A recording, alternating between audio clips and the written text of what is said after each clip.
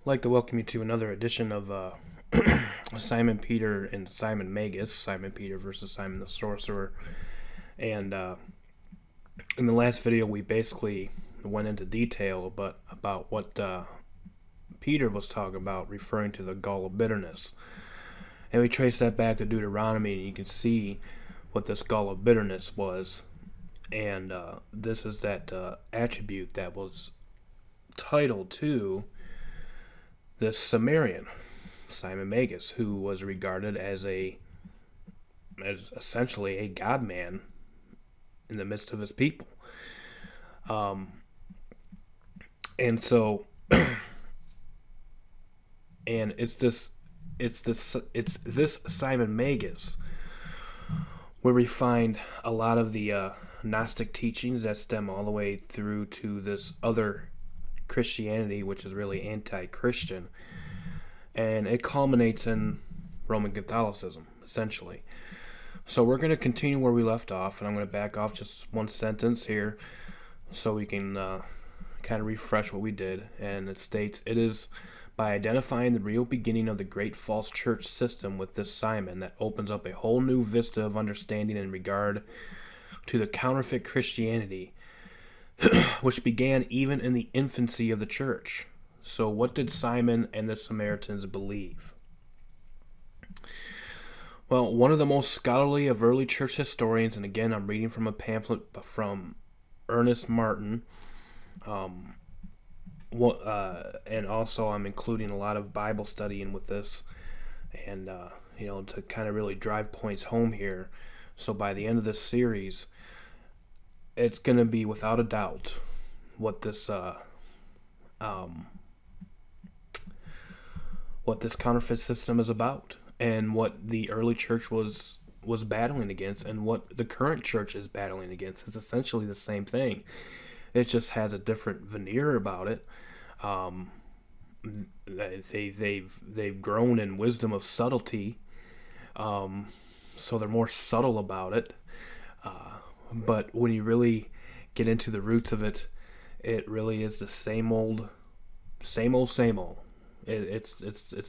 same old lies.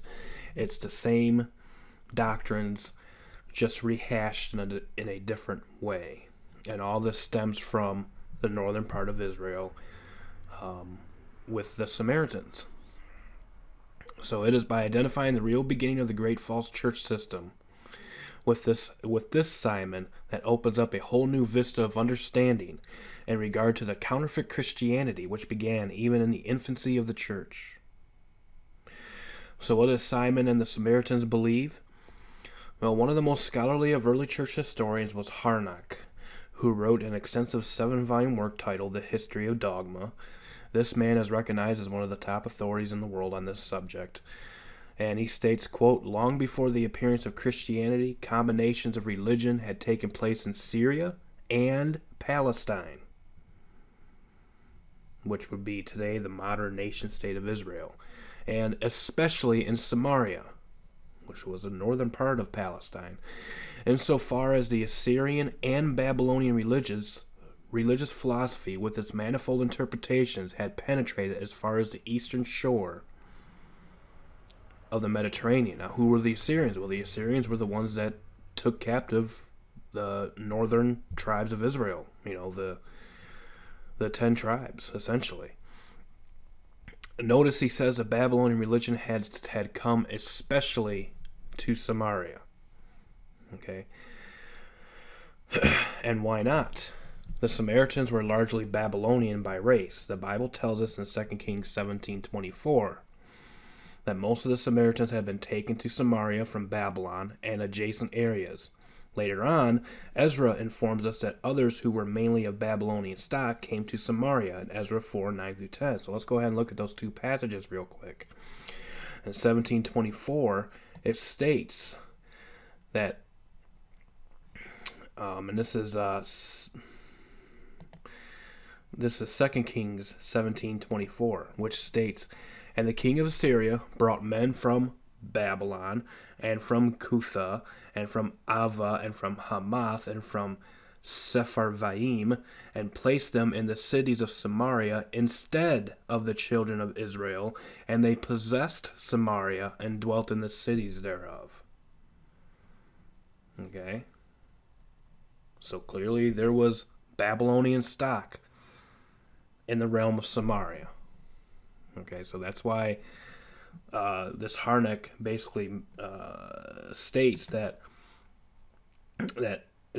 long before the appearance of Christianity, combinations of religion had taken place in Syria and Palestine, especially in Samaria.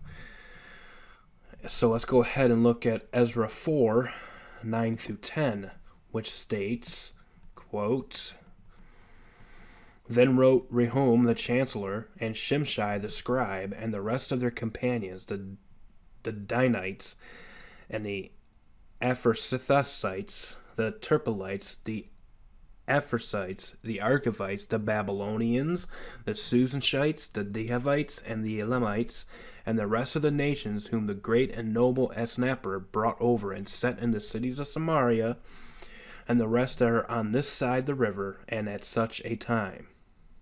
Okay, so you see this migration of Babylonians and all these other groups coming in and settling in Samaria, and that has not gone away even in the time of Christ. These people amalgamated their Babylonian religious beliefs with some of the teachings from the Old Testament. Okay, so let me repeat that. These people amalgamated their Babylonian religious beliefs with some of the teachings from the Old Testament, but they never departed, basically, from their own Babylonian, Chaldean religious teachings. If anyone doubts that these Samaritans practiced outright paganism under the guise of Yahweh worship, let him read the extraordinarily clear indictments recorded in the inspired Word of God in 2 Kings 17:24 through 41. And we are going to read that right now. Okay, it's quite a lengthy passage here. So we're going to start actually from verse 22. "For the children of Israel," again, this is 2 Kings 17, starting in verse 22, going all the way to verse 41. "For the children of Israel walked in all the sins of Jeroboam, which he did. They departed not from them, until the Lord removed Israel out of his sight, as he had said by all his servants the prophets, so was Israel carried away out of their own land to Assyria unto this day." And this part of the land that Israel was carried away from was essentially Samaria. And so what happened? Well, the king of Assyria, verse 24, brought men from Babylon and from Cutha and from Ava and from Hamath and from Sepharvaim and placed them in the cities of Samaria instead of the children of Israel.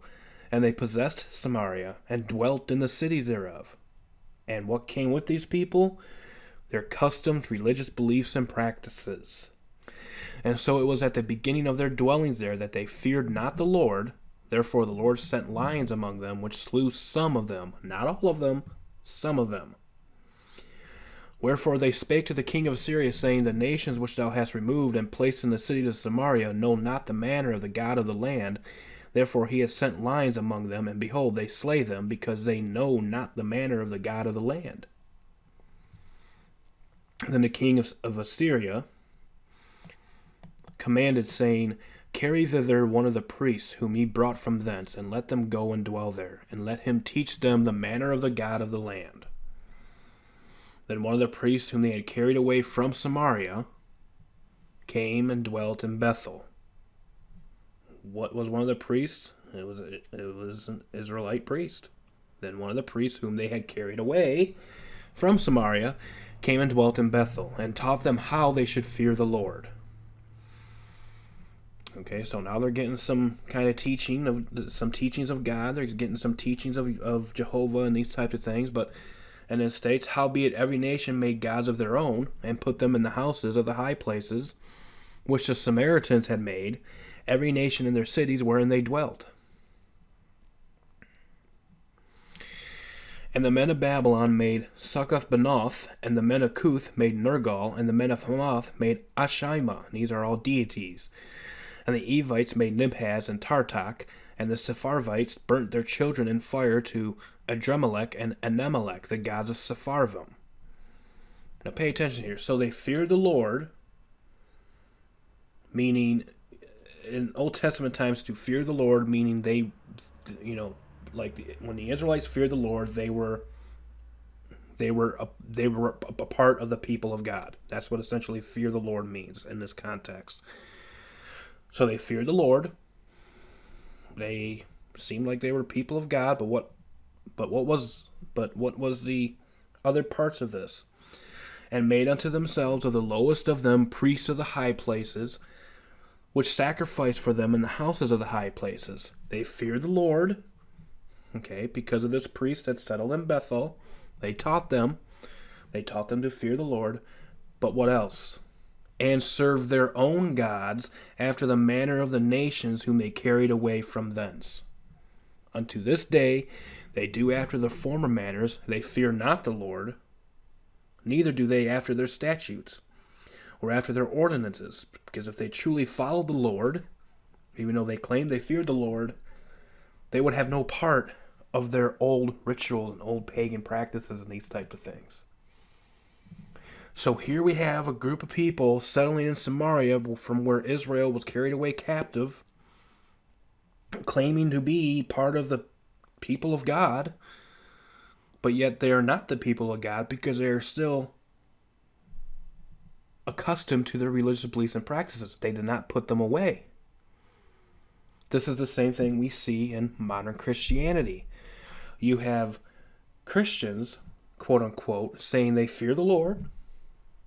They mention Jesus, they mention the apostles, and they talk a big game. But what do? They venerate relics, they venerate saints, they worship saints, they pray to saints, they do all of this other things, all these rituals and these types of things. It's the same concept. So you're basically seeing, a historical, very, very historical version of Catholicism, really, or Gnosticism, or the teachings of Simon Magus. They feared the Lord and served their gods after the manner of the nations whom they carried away from thence. Unto this day they do after the former manners. They fear not the Lord, neither do they after their statutes, or after their ordinances, or after the law and commandment which the Lord commanded the children of Jacob, whom he named Israel, with whom the Lord had made a covenant and charged them, saying, Ye shall not fear other gods, nor bow yourselves to them, nor serve them, nor sacrifice to them. But the Lord, who brought you up out of the land of Egypt with great power and stretched out arm, him shall you fear, and him shall you worship, and to him shall you do sacrifices. No one else, no other God. Put all that stuff away. That's done. And the statutes and the ordinances and the law and the commandment which he wrote for you, you shall observe to do forevermore, and you shall not fear other gods. Again, the term fearing other gods, or on the other side, to fear the Lord is to follow the Lord. If you fear the Lord, you follow the Lord, you don't follow after these other gods. But what was this? These people, they feared the Lord, supposedly, but they feared other gods, meaning they followed after other gods. And the covenant that I have made with you, ye shall not forget, neither shall you fear other gods. But the Lord your God you shall fear, and he shall deliver you out of the hand of all your enemies. Howbeit they did not hearken, but they did after their former manner. So these nations feared the Lord and served their graven images, both their children and their children's children, as did their fathers, so do they unto this day. Is it no wonder now why God or Simon Magus coveted this office? He saw these wonderful workings of the Holy Spirit and the teachings of Jesus, and he coveted this office, and he wanted to buy this office with money, with some sort of indulgence, but yet he didn't want to do away with his other practices. This is the same concept here. Ain't nothing new under the sun.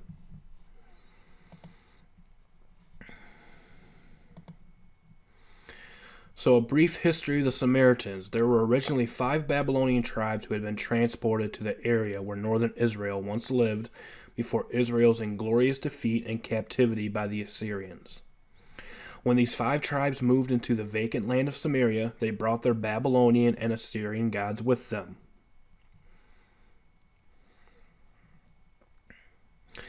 After a short while in their new country, they were ravaged by lions. They interpreted this punishment as coming upon them because they failed to honor the God of the new land.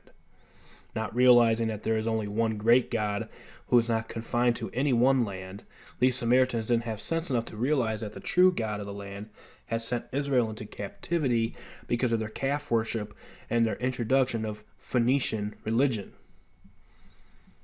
Okay, so these Samaritans were just thinking, okay, we're not honoring the God of this new land. So maybe if we honor the God of this new land, not so much as getting rid of our traditions and practices and beliefs and the worship of our gods, that maybe this God of this land that they moved into would compromise, because then they would be honoring their God. This is why it states they feared the Lord and they served their images and idols and these types of things. They asked the Assyrian king to send back one of the priests of Israel to teach them the former religion in order that the plague of lions would be stayed. The Israelitist priest who was sent to them taught the religion of northern Israel. Remember that the priests of northern Israel were not Levites at the time of Jeroboam. The true priests of God were forced to flee to Jerusalem and Judea. Okay, according to 2 Chronicles 11:14. So let's go ahead and read that.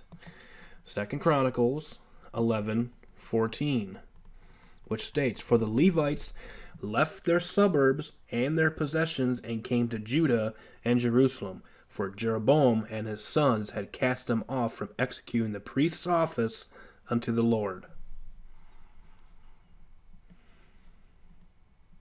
Interesting, huh? So these priests, this priest that the Babylonians or these new migrants to this land asked of the king of Assyria to send one of the Israelite priests who were not even of Levi stock to come and teach them the ways of the Lord. Okay, so that would stave off the plague of the lions attacking them.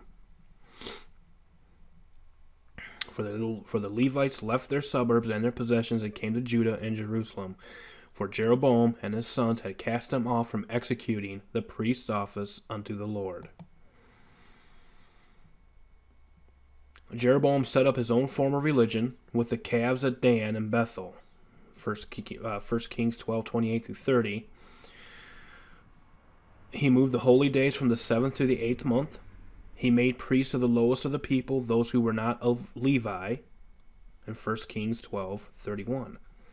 So let's go ahead and look at 1 Kings 12:28-31. 1 Kings 12:28-31. Whereupon the king took counsel and made 2 calves of gold, and said unto them, It is too much for you to go up to Jerusalem. Behold thy gods, O Israel, which brought thee up out of the land of Egypt. Now, you remember what happened the last time this happened. This happened when the children of Israel were in the wilderness. Now they are in, the land of Canaan, the land of Israel, and they are repeating this very same thing. Whereupon the king took counsel and made 2 calves of gold, where before it was just 1, now it's 2. This was years later.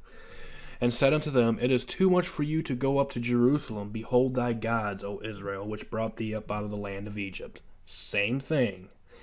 And he set the one in Bethel, and the other he put in Dan. And this thing became a sin, for the people went to worship before the one even unto Dan.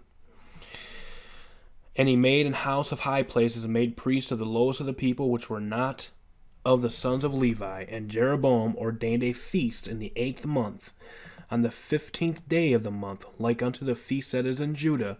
And he offered upon the altar. So did he in Bethel, sacrificing unto the calves that he had made. And he placed in Bethel the priests of the high places which he had made. So he just totally took away all the requirements and the ordinances that were given by God to Moses to give to the people totally just changed all of it, including the day, changing the times, changing the ordinances, changing the feast days, just like you have today, where they have changed the sanctity of the seventh day into the first day, calling the first day a day of rest, when it's the seventh day, that's the seventh, that is the day of rest. It's essentially the same thing. And where did this happen?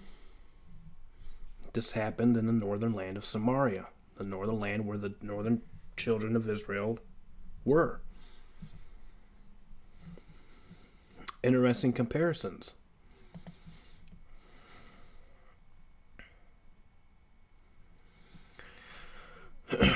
All of these acts of Jeroboam were outright violations of God's law. It was from the time of Jeroboam down to the time of Israel's captivity that the majority of Israel was not worshiping the true God at all. Jerusalem and God's temple had been repudiated, and paganism had been introduced on a grand scale. When these transplanted Babylonians who were being afflicted by lions in Samaria asked for a priest of the former people, they got one. But that priest was one of the former calf-worshipping priests of the rebel Israelites.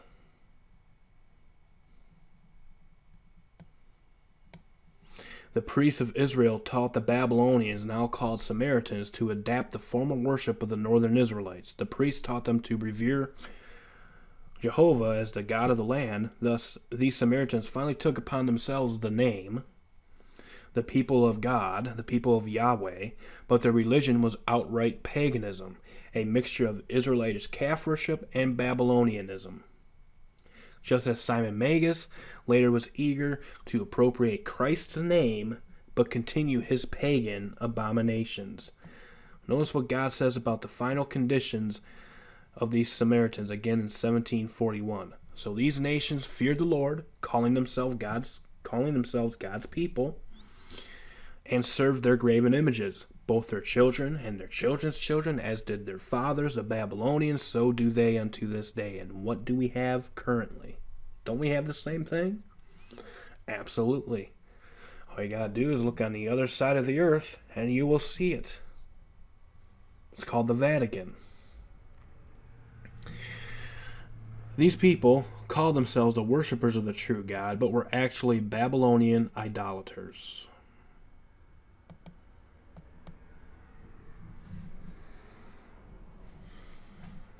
These people call themselves the worshippers of the true God, but were actually Babylonian idolaters. And so this, I think, is probably going to be a good time to close this section of the study out. And in the next one, we're going to look at what deities did the Samaritans worship. We're going to kind of do a brief analogy of these deities and try to see if we can get a connection here. And and it's going to it's going to seem a little confusing, but not really. It's not really going to be that confusing when you really look at the grand scope of it. Because everything that the Babylonians and those of Samaria worship just really has been essentially just has been Christianized and been given Christian type names and these types of things. Like Jupiter is now the Apostle Peter, the statue of Peter that's in St. Peter's Square, and these types of things where they all kiss the feet of it, where the sculpture of the feet is totally worn down from all the kisses of it from years gone by, and these types of things. So